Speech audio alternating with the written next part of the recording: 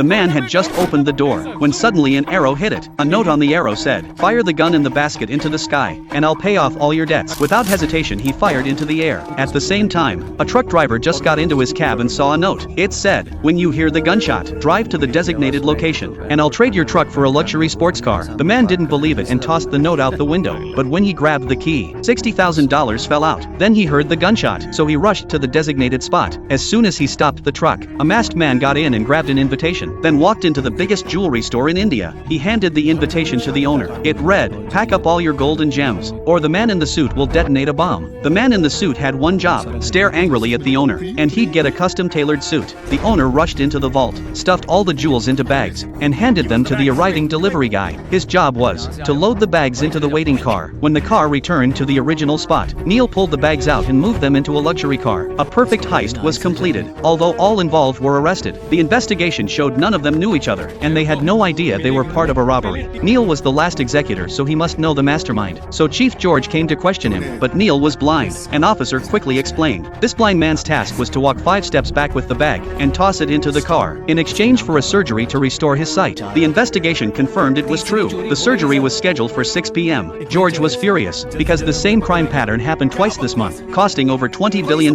If no breakthrough happened soon, his job would be gone. He had no choice but to request backup, so his superior sent in a top detective. His name was Jackie. He had over 800 abs, and his entrance was epic. He tossed his parachute off a cliff, then jumped right after it.